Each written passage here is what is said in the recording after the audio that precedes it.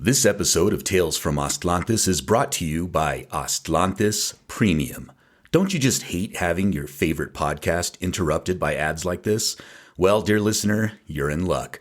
Because starting at just $3 a month, you can support independent Chicano media and receive ad-free episodes, premium episodes, bonus content, and access to our Discord server. Just visit talesfromatlantis.com and click Go Premium, or follow the link in the show notes. And now, on with the show. This episode of Tales from Atlantis is brought to you by Atlantis Premium. Don't you just hate having your favorite podcast interrupted by ads like this? Well, dear listener, you're in luck. Because starting at just $3 a month, you can support independent Chicano media and receive ad-free episodes, premium episodes, bonus content, and access to our Discord server. Just visit talesfromatlantis.com and click Go Premium, or follow the link in the show notes. And now, on with the show. You must excuse me. I've grown quite weary. This hasn't been easy, I know. But you've learned a lesson. A lesson in honesty. Honesty to yourself and honesty to others. That lesson will stand you in good stead all your life. I think we've all learned a good lesson. I've always heard that honesty is the best policy. Now I'm catching on to why that's so, to why that's so, to why that's so, to why that's so. Greetings, dear listeners, and welcome to yet another episode of Tales from Atlantis. We are your hosts, Kurly Tlapoyawa. And Ruben Arellano Tlakatekatl. So, how are you doing, man? Things good? Yeah, things are good. Did you get a lot of trick-or-treaters last night? Well, we actually went trick-or-treating. Oh, nice. Yeah. Yoli, my daughter, was like, she dressed up for Halloween as some character, some manga character or something. And she's like, I feel like trick-or-treating because all my friends are doing it. I'm like, all right, I guess we're going trick-or-treating. Cool. But since most of the kids in my neighborhood, like, they go somewhere else to trick-or-treat, so that's what we ended up doing too. Well, we're the neighborhood that all the kids come to for trick-or-treating, so it was pretty... I think we started off with like 1,000 pieces of candy, and we have one bag of 100 left. So we get nailed pretty hard in this neighborhood. Yeah. We tell all of our nieces and nephews, like, come to our neighborhood, because they give out the bomb candy. Right. That's kind of the way it was where we went. That's like people here in the neighborhood, they know that's those streets over there, that's where they have the good stuff. And they go all out decorating their homes. And I mean, it's a big production. Very cool. So today, on our final episode, the season finale, season 2. It's pretty exciting. 2 seasons. 2 seasons. Wow. I remember when. You know, when we started this, I had no idea how far we were going to take it. And here we are. Yeah. Finishing up season 2. Yeah. With like so we have like, 20 regular episodes for each season. So this is 40 just regular episodes. This is not including the premium episodes and the dispatches and... Yeah, the little one-offs or special episodes. One-off, yeah. So, wow, that's pretty... I mean, I don't know how we do it. Where do we find the time? Right?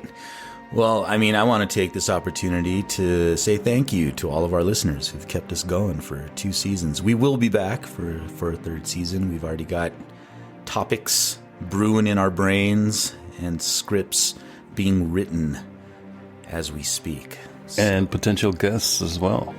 Yeah, very exciting stuff. So today, we're going to be talking about the Chicano Days of the Dead. Before we begin this episode, it's necessary to do 2 things.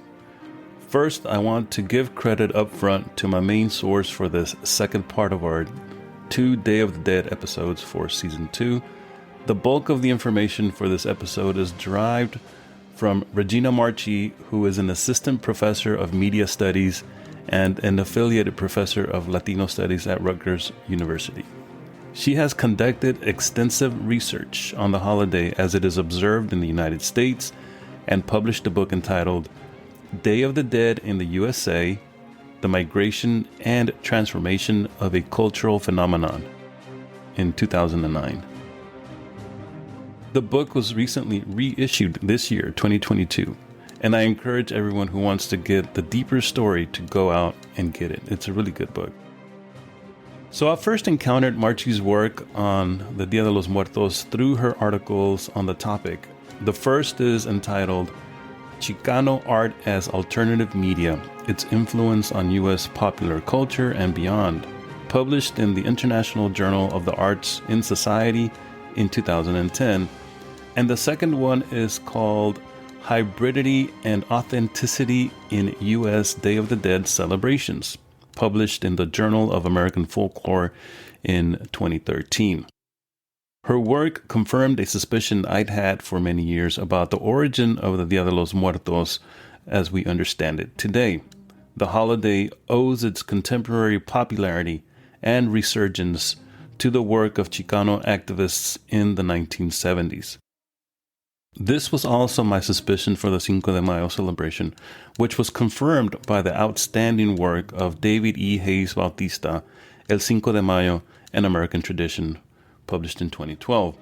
I wrote a piece about Cinco de Mayo for the Washington Post earlier this year, which was based on an older paper that we had used for an episode on the subject back in episode 7, Happy Cinco de Mayo, from season 1, and we reposted it earlier this year as episode 30, Cinco de Mayo, for our current season 2. You should go back and listen to those episodes to get an understanding about this double argument that I'm trying to connect here with Dia de los Muertos and Cinco de Mayo. Now, the second thing that I'd like to do for the benefit of our listeners who might not know much about it is to briefly explain what is meant by the Chicano movement. The Chicano movement arose in the mid-1960s and lasted roughly throughout the 1970s. The movement was defined by three main overall objectives: the struggle for better economic opportunities, more political representation, demands for adequate educational opportunities, and also a fourth and very important objective, that of affirming their indigeneity as native people to the Americas, to the Southwest. The recently deceased Chicano scholar Armando Navarro, may he rest in peace, described this generation of Mexican-American activism as, quote, relentless and resolute in its pursuit to extricate Mexicanos from the shackles of poverty, marginalization, and powerlessness, end quote.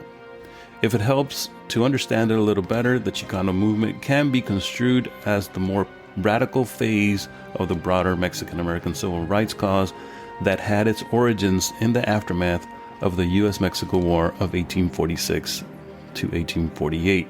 And in case you are wondering what is indigeneity, indigeneity simply means Indian identity. Now, the movement was like the Black Power and Red Power phases of the African-American and American Indian causes, respectively. It was common to hear chants of brown power coming from Chicanos during political rallies and marches, and emblazoned on shirts, posters, and buttons. For the person who is completely new to the subject and doesn't want to read literature full of academic jargon, and who does, I recommend Maceo Montoya's book, Chicano Movement for Beginners, published in 2016. It's an awesome book. I have a few quibbles with some of the things, but overall, it's a very good starting point. Yeah, absolutely. And it's like one of those little for beginners books. I don't know if people are familiar with them, but they're done as comics, so they're very In fact, easy. His inspiration was Rios, who was the originator of those. Having a little background in the subject will help make sense of Marchi's arguments that we're doing here, that we're promoting here. That Chicano artists introduced the Dia de los Muertos holiday to the U.S. and that the Chicanified version of the holiday influenced the resurgence of the indigenous tradition outside of its cultural homeland of southern Mexico. And of course, Chicanos were going to do that because they were reconnecting and reaffirming their indigenous identity. So, Dia de Muertos and the Chicano connection. I love it. The Chicano connection. Sounds Right, like the a Chicano Bruce Lee connection. movie. There is some Bruce Lee in there. Let's begin with Marchi's first article, Chicano Art as Alternative Media, where she discusses the Chicano movement's goals and tells us that Chicanos wanted to combat historically negative stereotypes of Mexican Americans in the U.S. mass media and create their own alternative media in the form of public art through arte contestatario, art designed to challenge mainstream racist tropes, political transformation through collective efforts, and spiritually influenced artistic expression became major themes of the Chicano movement. This was a period in which people of color in the U.S. were reclaiming their cultural roots, such as language, clothing, art, music, rituals, and other ancestral traditions that had been lost to enslavement, colonization, reservation systems, and assimilation. For communities unaccustomed to seeing positive images, the mass media, the significance of publicly honoring collective experiences and cultural traditions was transformative and empowering. Historically, U.S. news coverage depicted Mexicans and other so-called Latinos as lazy, less intelligent, less moral, and prone to crime. Also known as my cousins. Also known as my hood. This pattern of negative representation existed in magazine, television advertising, and Hollywood films. Ethnic Mexicans were stereotyped as bandidos, gangbangers, Latin lovers, dangerous temptresses, or dim-witted buffoons. Newspaper coverage reinforced the negative stereotypes found in the social disadvantage framework, which depicted neighborhoods as cesspools of crime. The residents of those barrios were shown as lacking basic education, limited employment skills, and were often presented as illegitimate non-citizens. Marchi continues her examination of this period in the media and arts and correctly assesses that public admiration of Chicano culture was rare, and when it was acknowledged, it was almost always through a Spanish lens and not an indigenous one. And I think we've done plenty of episodes covering that idea, that trope. Oh, yeah. Eurocentrism or Eurocentric racism categorized Indian ancestry and heritage as shameful, and anyone who displayed a sympathy to the culture was consigned to inferior socioeconomic status vis-a-vis that of Anglos. It was in the face of this antipathy that, as a rejection of this mentality, which had colonized the minds of many Mexican Americans and the larger Anglo-American society over decades, Day of the Dead celebrations and other actions emerging from the Chicano movement emphatically commemorated the customs and beliefs of a working-class mestizo and indigenous Mexican. Marchi explains further that before the 1970s, most Mexican Americans observed November 1st and 2nd, similarly to other Catholics around the world, as All Saints' Day and All Souls' Day. They attended Mass, placed flowers by the grave sites of departed loved ones, and prepared meals for family gatherings. Indigenous traditions such as sugar skulls, pan de muerto, and the elaborate altar-making traditions of southern Mexico were relatively unknown. When Chicanos began to reconnect with their cultural roots, they brought these ways back with them to barrios across the Southwest. Cities like Los Angeles, San Francisco, and San Antonio, and I would guess Albuquerque as well. Maybe we can talk about that afterwards. Yeah. So cities and barrios across the Southwest started to incorporate and showcase this imported celebration and decorations through altar installations, in art galleries, community centers, and schools. Eventually, the aesthetic would come to adorn major museums, and the holiday would inspire the organization of large-scale parades, as we had one here recently in Dallas. This is like the third year that we have one.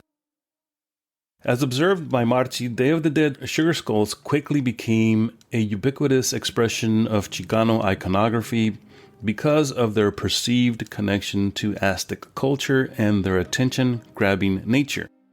She cites Chicana artist and educator Yolanda Garfias Wu, an early proponent of Day of the Dead celebrations in California's public schools, who noted that compared with most U.S. holidays, Day of the Dead was so far out. It was a shocking kind of thing to be doing. It literally shocked the non-Latino community. And that's exactly the emphasis that Chicanos were looking for.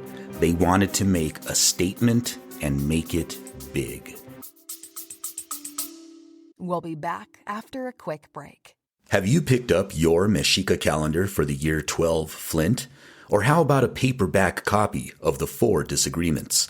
Just visit talesfromatlantis.com for all the latest merchandise and show some love for your favorite podcast. That's talesfromatlantis.com for all the latest merchandise. Now, back to the show. We'll be back after a quick break. Have you picked up your Mexica calendar for the year 12 Flint? Or how about a paperback copy of The Four Disagreements? Just visit talesfromatlantis.com for all the latest merchandise and show some love for your favorite podcast. That's talesfromatlantis.com for all the latest merchandise. Now, back to the show.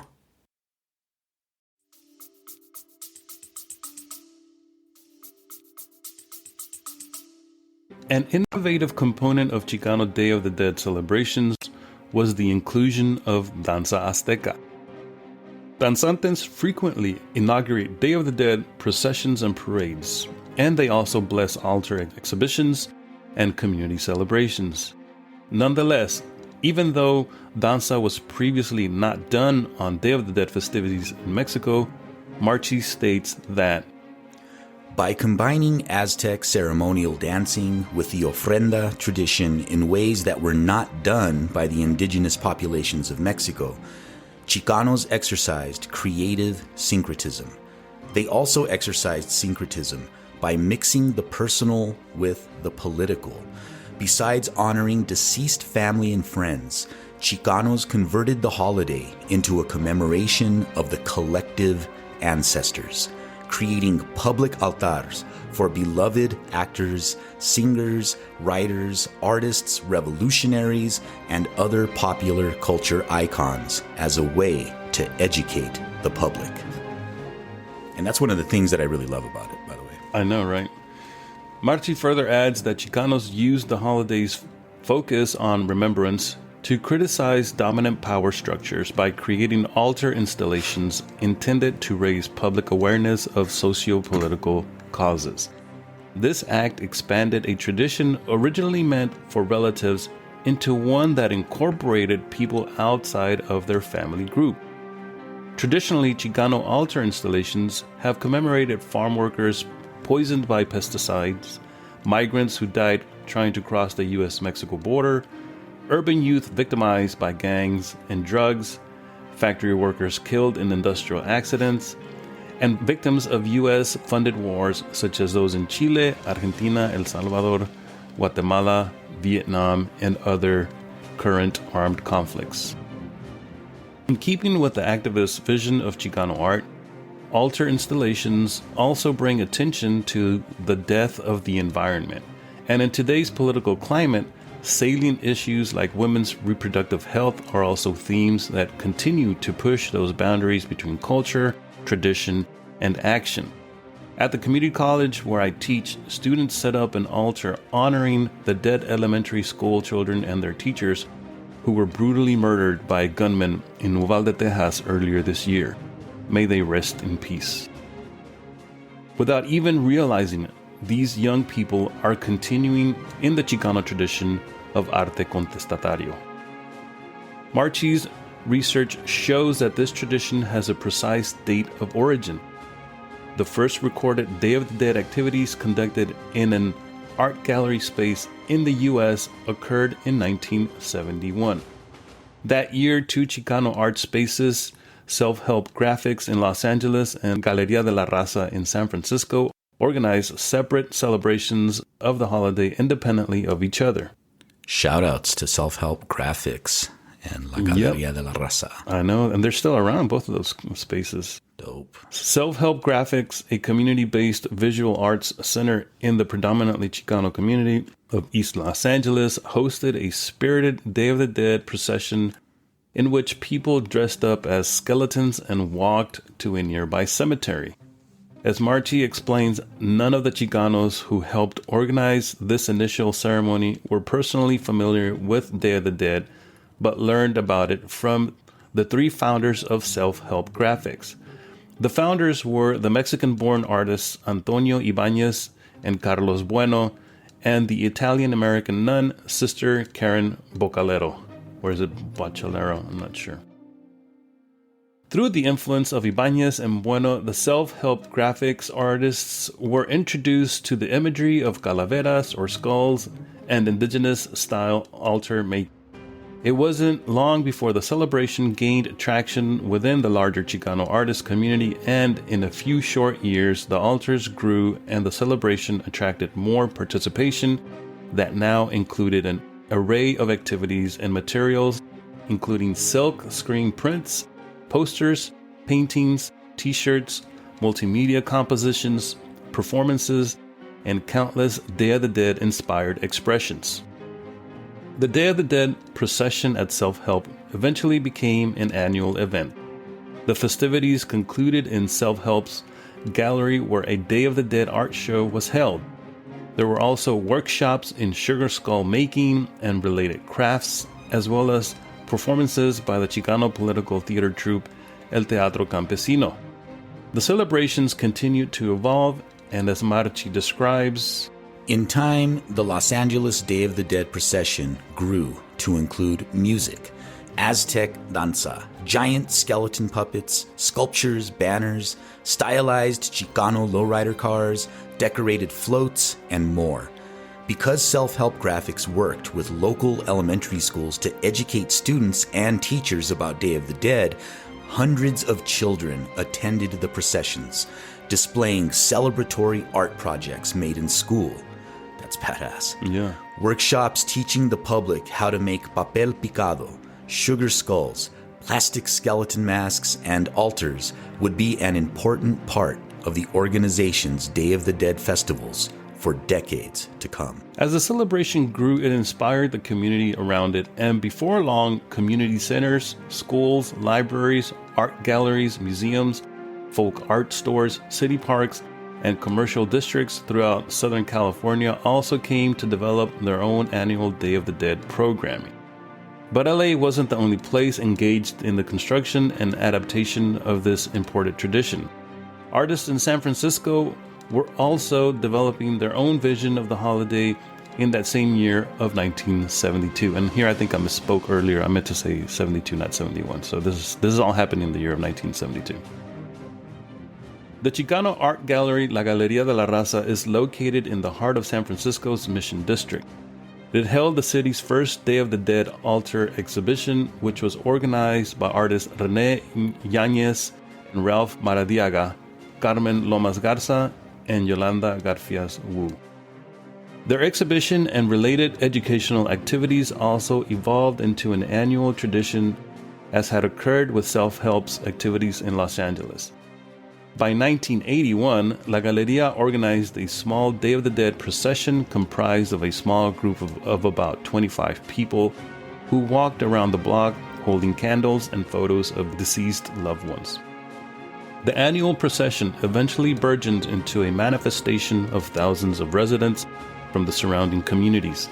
The participants also came to include danza azteca, brightly colored banners, street-side altar installations, sidewalk chalk art, giant calavera puppets, portable sculptures, and many other curiosities. The themes and people who were commemorated reflected a broad spectrum between the traditional and the contemporary. In some instances, people walked in honor of deceased family members. Others walked to draw attention to the socio-political causes involving death and community suffering, such as U.S. military interventions abroad, gun violence, and as well as that of the culturally and politically charged health issue of the 1980s and 1990s, AIDS. Altar installations honored regional Mexican altar-making traditions, feminist ofrendas, and tributes to artists. Hence, the importance that the Galeria de la Raza had on the development and evolution of the holiday cannot be overstated. The gallery was small, but it had a profound influence on the shape of the Day of the Dead celebrations in the United States. One of its main contributions was encouraging hybrid experimentation and mainstreaming the altar format. Citing Chicana curator Tere Romo, Marchi notes that the Galeria's most significant contribution to El Día de los Muertos and to Chicano art history was the new direction in which it took ofrendas. By blending traditional rituals with modern materials and designs, artist René Yáñez transformed the altar format into an environmental space and pushed altar making into the realm of contemporary art, while still remaining respectful of the traditional ofrenda as the source of inspiration. No, that's really something there. I mean, think about that. Think of what's happening at that moment. It's profound. The exhibit experimentation conducted at La Galeria ultimately generated citywide recognition and inspired parallel celebrations elsewhere.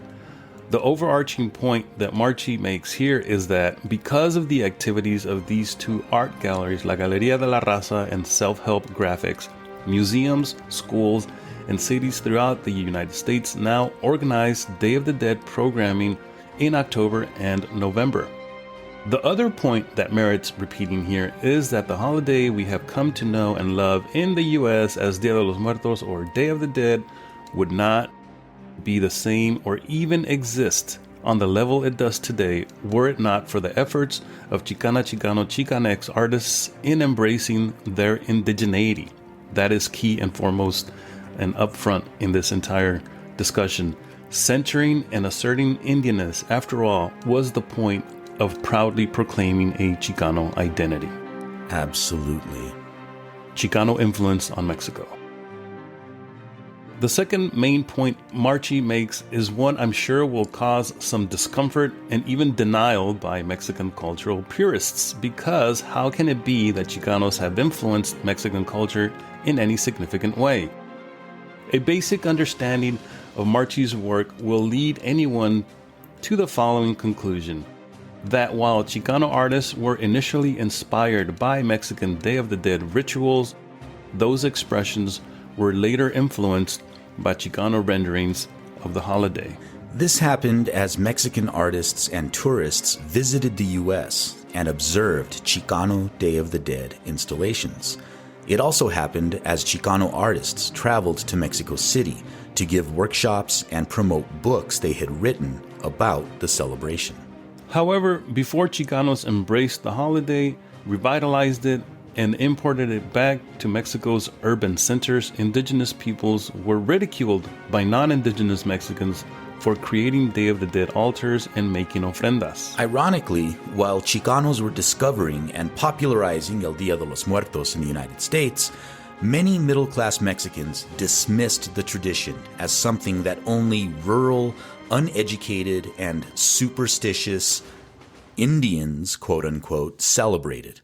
Urban elites who wanted to forge a modern or westernized Mexico considered Day of the Dead a mortifying anachronism best left behind. I love the word she uses there, mortifying anachronism. Mortifying like driving anachronism. It was the appreciation that Chicano teachers, professors, and artists had for the holiday, which helped elevate it in the eyes of urban Mexicans.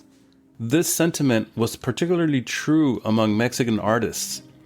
Marchi cites Amalia Mesa Baines, a visual arts professor at California State University in Monterey Bay, who states, "A number of Chicanos began to go back to Mexico and assist in reclaiming the tradition there. In Mexico City and other large cities where there was much more dominance from the U.S., most contemporary Mexican artists were not interested in these traditions because to them, they seemed rather old-fashioned. And so, we Chicano artists actually valued something that contemporary Mexican artists did not. Somebody's not going to like that. Right. This observation is not unidirectional. For Mexican artists themselves have noted the influence of Chicano Day of the Dead celebrations on Mexico.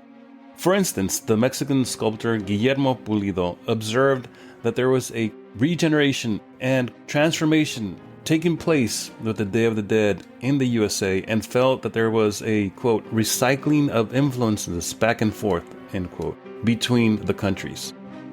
When he moved to California as an adult in 1997, he was surprised to see how Day of the Dead was celebrated in the United States. Here, because of the Chicano movement, it's much more political. In Mexico, there are new interpretations of altars, and you now see artists doing more experimental things around Day of the Dead. This, he felt, was due to the political nature of the Chicano celebrations, which had now inspired more politicized and artistic experimentation with altars in Mexico. This observation was confirmed not only by the casual observer, but the curator Tere Romo, who noted that Chicano Day of the Dead celebrations offered new models and inspiration for future generations of artists as well. Romo further explained that the process of incorporation and revitalization began 50 years ago by Chicano artists and who had, quote, forever changed the tradition not only in the United States, but in Mexico as well. And so, in conclusion, there is no doubt that the Chicano community played an important role in helping evolve, revitalize, and popularize the Dia de los Muertos tradition. It is also true that, as it happened with Cinco de Mayo celebrations, the holiday is defined through an exclusively Mexican-centric lens. But whether you accept it or deny it, the fact remains that Chicano artists established the tradition in the U.S. and made it cool for Mexicans who don't have an indigenous view of themselves to celebrate it as well. Chicanos made the holiday their own, repackaged it, and gifted it back to Mexico and the world. But because it was done by Chicanos, that group of people caught in Nepantla, that in-between space, there won't be any public acknowledgement commemorating that. Therefore, in this final regular episode of Season 2, we here, your co-hosts of Tales from Atlantis, Kurly Tlapoyawa, and myself, we send a huge thank you to Regina Marchi for the wonderful work she's done in bringing attention to this topic. Absolutely. And finally, we would be remiss if we didn't acknowledge the ongoing efforts in the Chicano community in keeping our culture alive and vibrant. Tlaxcamat, and here's to another 50 years of Dia de los Muertos celebrations. Tlaxcamati. Man, that was good. Yeah, I've been wanting to do this episode for a while now. I know. I think we talked about doing this last year. We just didn't get around to it. Yeah, because I've been reading her stuff for a couple of years now, and I'm like, we need to do something about this, but the time just wasn't right, I guess. And so, yeah, I mean, and it's good timing right now because 50 years. I mean, think about it. It's been 50, and look at how far the tradition has come. Speaking of which, going back to this idea that before the Dia de los Muertos, the Day of the Dead, the way that we celebrate it today with the sugar skulls and the indigenous altars and ofrendas.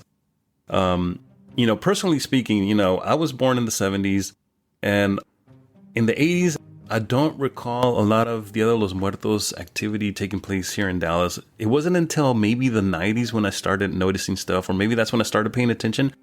But for sure, like the early 90s, like with the whole, resurgence of Chicano activism in the early 90s in response to the 500, the quincentenary of Columbus and those things that were going on. I think that's when here in Dallas we began to see a little bit more of that, because that's when danza really also begins to take off here in Dallas as well, is in the early 90s. And so that's when I first started seeing not All Saints Day and All Souls Day, because that was already happening, right? But like Dia de los Muertos, as we know it with the indigenous tradition associated with it. So I don't know what it was like for you in New Mexico, or what do you remember growing up? Kind of the same thing, because I started doing danza in 1993, basically as a result of the 500, commemorations and stuff. There were all of these protests, and that's where I really first saw a danza grupo, which is the grupo that I'm still a member of, Kurly Tlapoyawa. Shout out. Here in, shout out. And that's when the same thing, when I started noticing, right? Taking note of like, oh, wow, because the captain of our grupo is an artist. And that year, 1993, there was an exhibition here at the South Broadway Cultural Center of Dia de Muertos, and he had something there. So when I went to that was the first time I saw it, like, oh, wow, shit, this is badass. And it was politicized. I did notice that there was all that, the anti-Columbus stuff. There was stuff for farm workers. There was, people who were dying on the border. Like, all of them were represented on these altars. I remember that very specifically. And then we had a group here. They were called the Raramuri Center, and they held the first big Dia de los Muertos event in Albuquerque. Nice. And I was there. It was awesome. And in fact, I just had dinner with the founders a few weeks ago. And it was cool to see them again. And I remember we went there, and it was very small at first, right? It was at their space. But then through time, it really started growing, and then it became the Muertos Parade, and then the Marigold Parade, it was called, and it really started growing, and it was held in the South Valley in Albuquerque, and the whole community would come out, and it was packed. Everybody would make floats and show up, and, paint it up, and there would be music and art, and it was just a really cool event. And then Rosita Avila, shout out Rosita. She's like a powerhouse here in Albuquerque. We went to college together. She took over basically as like the main organizer of the parade, and she did it for a very, very long time.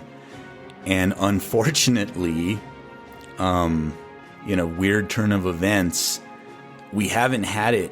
I mean, there was the pandemic, but even before the pandemic, we stopped holding the parade because the Wocosos. There's no other word for it in my mind. They got involved, and they were like, look, there's too many white people showing up to this, and we can't have them showing. And I'm like, are you out of your goddamn mind? And so that became a sticking point, right? Like, people are coming they're not even from the South Valley. That was the whole point of the original altar exhibitions, is to expose this to the wider world. I mean, that was... Right. Normalize our culture. Not stop othering us, help you understand who we are. Yeah, let's not make this an episode about the... But that's just, something that happened. That's something that happened. It was unfortunate. But, during the pandemic, my wife and I, together with Kurly Tlapoyawa, put together we called it the Burke Tlamanali. And so we have Civic Plaza here in town. And we were like, since we can't have events because of the pandemic, we'll just make like a public Tlamanali, a public Was ofrenda. this last year or the year before? Because I remember this. It was the year before. Okay, I do remember seeing First your year of pictures the that you pandemic. posted on that. And, Baz, from Kurly Tlapoyawa, he's a great artist. He created this beautiful design for the altar, or the Tlamanali. And we set it all up, and just basically invited the public. Like, hey, you want to show up and leave? People brought photographs, people brought food, people brought drinks, and just, it was out in the open, and you could show up, leave your stuff, have a moment, and then you would leave. And by the end of it, it was big. It was nice. It was something really beautiful that I'm really proud to have been a part of. Awesome. So what I'm hearing from you is that at least in Albuquerque, there's been Dia de los Muertos parade for many years now. Is it going back to the 90s? Is that what? Early 90s. Okay. Yeah, at least 93, 94. And it's interesting because, I've visited New Mexico, many times. And especially when you're like in Santa Fe and you go to like is it the historic center of Santa Fe and all those little shops that they have there, and like you see a lot of sugar skulls like all the time, no matter what time of the year it is. It could be the heat of summer and there's sugar skulls and all this, and it's all like very reminiscent of Day of the Dead. And I'm thinking, wow, I mean, think about that. And by this point, I already know the history of Day of the Dead and where it comes from and how it got popular here in the United States. And I'm thinking, how far back does this tradition here in Santa Fe go, with these local artists creating all this Day of the Dead sort of adjacent, artesanía artwork, that they sell at their shops? Like, when did that get going? How did that tradition come about in Santa Fe? Yeah, honestly, I don't know, because I don't go to Santa Fe a lot. But at least it wasn't pre-90s for sure. But definitely when Dia de los Muertos started becoming more mainstream, I think, the artists up in Santa Fe saw that as an opportunity to. So maybe 20 years at this point, more or less? I would say so. Yeah. Okay. Yeah, at least. One of the current things that we do here in Albuquerque is there's a small group of cyclists, and they hold an annual event called Day of the Tread. And they all get together and they do, it's almost like that critical mass type of thing, where they all get together, but it's all Dia de Muertos themed. And they do it on the day, like today, for instance, or? I think they did it last weekend. Okay. So it's around the time. The time, yeah. But, everything is so crazy right now because of the pandemic. I think people are just trying to get in where they can. Yeah. Right. Well, let's hold an here event in Dallas, like the major Dia de los Muertos parade didn't start until 2019. That we had our first one, and our danza group is the one that's been sort of at the head of that parade, in 2019, and then we had to stop because of the pandemic, and then we picked it up again, I believe, last year, and then this year. So it's the third annual Day of the Dead parade that just this occurred this past weekend, and our danza group's the one that's been sort of leading the parade. As in most parades, like that's something that I've noticed, like Cinco de Mayo, Day of the Dead, whenever it's something that is involving Mexican Americans and the community at large, like and the people that are connected with the indigenous sort of groups and calpulis and danzas, like they understand that the danzantes are always the ones that need to be sort of at the front, leading the way, kind of blessing the path. Yeah, clearing the path and things like that. So I don't know how many more years our danza group's going to be involved with it, but so far, it's been a good ride for our group. Yeah, that's awesome. Well, I just want to take the opportunity to say thank you, my friend, for an awesome second season, because it has been great. This season we reached over 50,000 downloads, which is something that had never even crossed my mind that we would reach that many people that would listen to our little show over here. And it feels like we're hitting our stride. You know what I mean? Like we've got the path.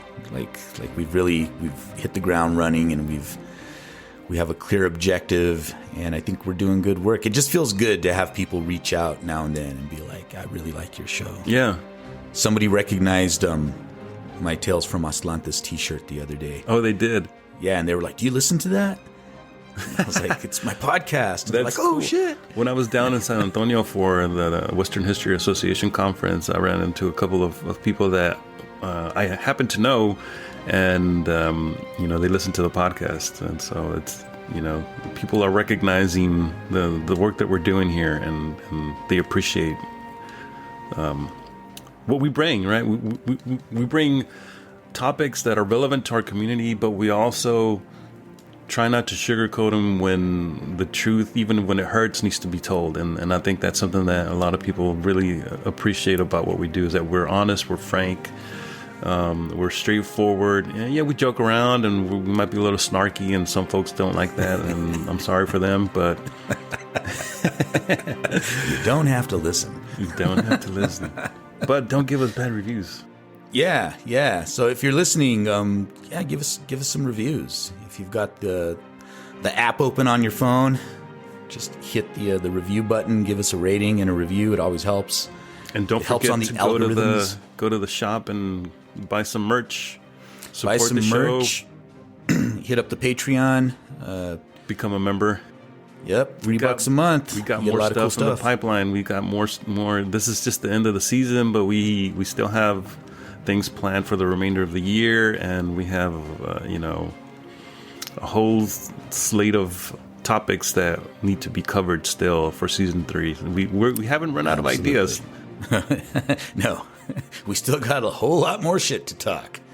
So get us up there, and in follows, in reviews, and Patreon support, and we can make this a full-time gig, and we'll give you all the content you want.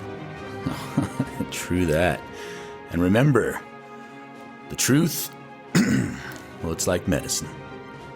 It doesn't always taste good, but it's always good for you. Happy Dia de los Muertos, raza. Timoitase.